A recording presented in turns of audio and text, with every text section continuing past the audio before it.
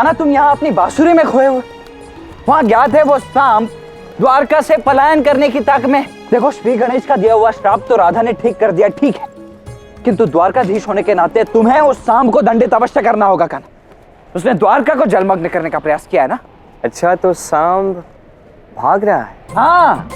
तो मैं तो कहता हूँ भागने दीजिए उसे दाम। आज किसी को दंड देने का मन नहीं है, आज मैं बस बांसुरी बजाना चाहता हूँ। ये क्या कह रहे हो तुम कान्हा? यहाँ द्वारका में इतना सब कुछ हो रहा है और तुम देखो कान्हा, तुम्हारी बांसुरी की मधुर धुन सुनकर द्वारका के लोग प्रसन्न अवश्य हो सकते हैं, किंतु द्वारका की समस्याएं समाप्त नहीं होंगी। देखो कान्हा, यदि सांप को दंडित नहीं किया ना तो वो इसी प्रकार द्वारका पर विपदा बनकर रहेगा। तुम उठो कान्हा, इसी क्षण उठो। मैं तुम्हारी एक बात नहीं सुनूंगा, तुम उठो, कुछ करो। अरे उठो कान्हा। नहीं, शांत हो जाइए, शांत हो जाइए दाऊ, शांत हो जाइए और विश्वास कीजिए सब ठीक होगा। भविष्य की चिंता मत कीजिए, ये जो क्षण हम जी रहे हैं इसमें सुख का अनुभव कीजिए, आनंद से इन पलों को व्यतीत कीजिए ना, जैसे मैं अभी शाम को भूल चुका।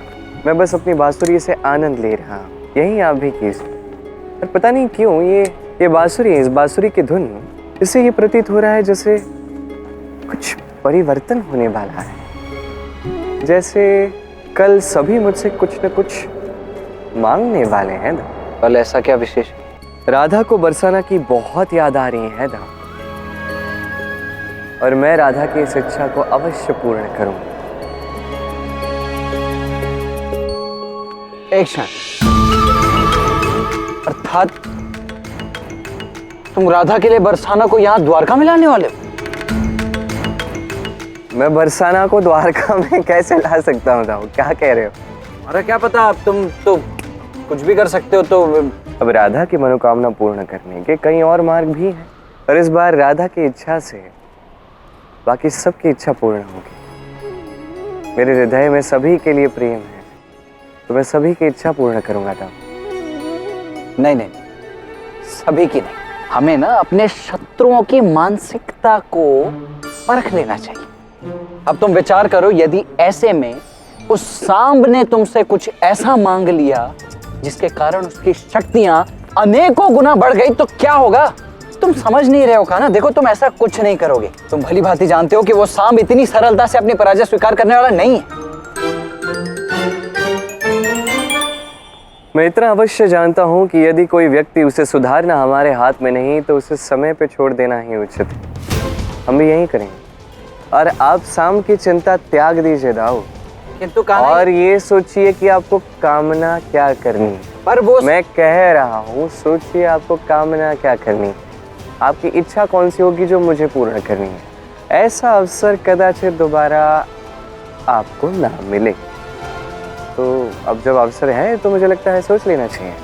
क्या कह रहे हो, मुझे कुछ समझ नहीं आ रहा है कान्हा, किंतु इतना मैं अवश्य समझता हूँ कि जब भी तुम ऐसी घुमा फिरा कर विचित्र सी बातें करते हो ना, तब अवश्य कुछ विचित्र घट रहा होता है या घटने वाला होता है।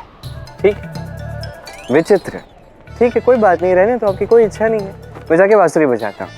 अरे नहीं नहीं नहीं, मैंने ऐसा कब कहा कि मेरी कोई इच्छा नहीं है? मांगना है मुझे। क्या मांगना है? मुझे वो मांगना है कि वो, अच्छा वो क्या होता है? वो तो बहुत कुछ होता है, मैं क्या समझूं? मैं बता रहा हूँ, मैं सोच कर बता रहा हूँ कि मुझे क्या मांगूं।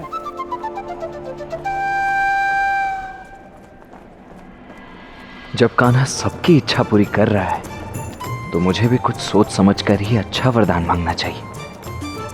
थोड़ा सोच विचार आवश्यक है। सुन लिया मैंने आपके मन में क्या चल रहा है दाऊ। कोई बात नहीं, आप सोच विचार कर लीजिए, तत्पश्चात चयन कीजिए कि आपको कामना क्या करनी है। अब एक काम कीजिए, यहाँ कहीं बैठ जाइए शांति से, कोई शीघ्रता नहीं, आराम से बैठ जाइए और सोचिए, तब तक मैं यहीं बांसुरी बजाऊं।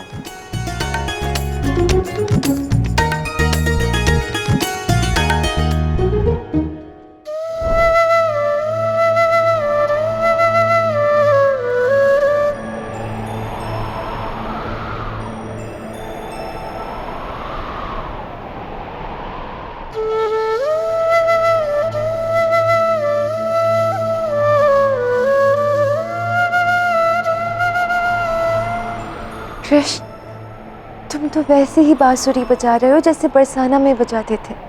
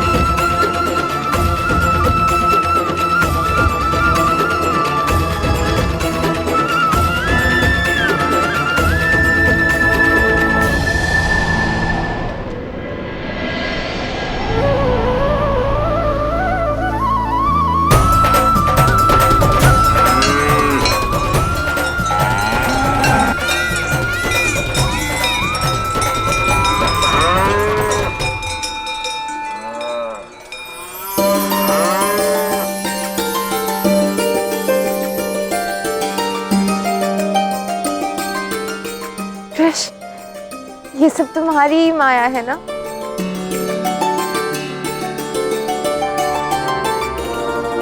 गैया के पैरों से उड़ती धूल, उनके गले की घंटी का ये मधुर स्वर, इतने सारे मोर और गैया, द्वारका नगरी में बरसाना की इतनी सौंदर्यता और सुगंध, ये सब तुम्हारा ही प्रभाव है ना कृष्ण? राधा जैसे तुम इन्हें याद करती थी, ये सब भी तुम्हें बरसाना में याद करती थी।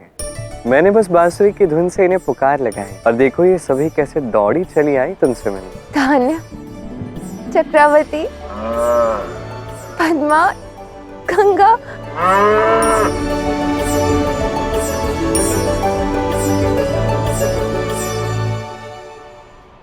चलो अच्छा ही है, बरसाना से केवल गैया लेकर आया है ये, अन्यथा इसका क्या भरोसा, समस्त बरसाना ही लेकर आ जाते हैं यहाँ राधा के लिए।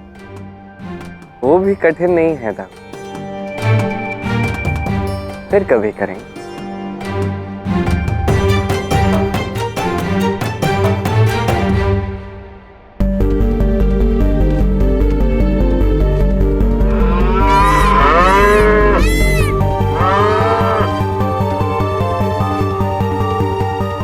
ये इतनी सारी गायें यहाँ क्या कर रही है?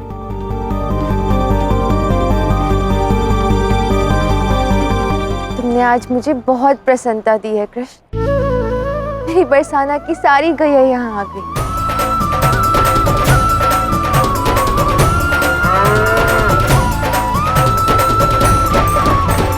क्या हो रहा है ये सब?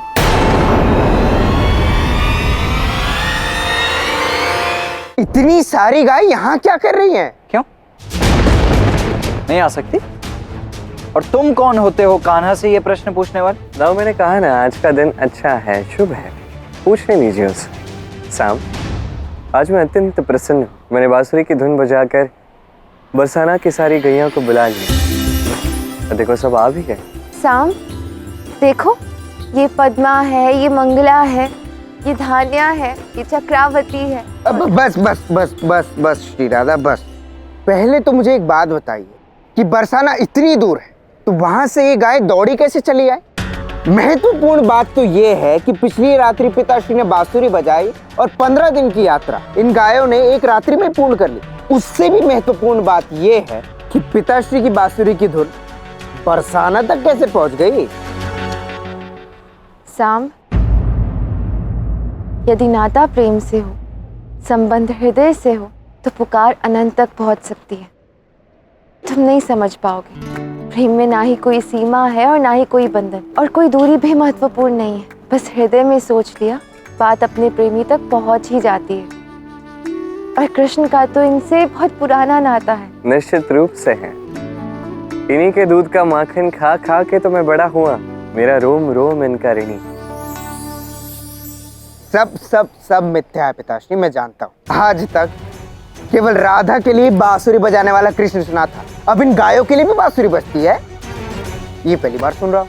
बात दृष्टिकोण की है साम, बात समझने की शक्ति की है कि क्या तुम समझ सकते, कितना तुम समझ सकते। कोई भी कुछ भी सोच सकता है, किंतु मैं यदि सत्य कहूँ तो कृष्ण की बांसुरी बजती है उसके हृदय से, उसके मन से, और जो भी कृष्ण के हृदय से, उसके मन से जुड़ा है, ये बांसुरी उस तक पहुंच ही जाती है, चाहे वो कहीं भी हो।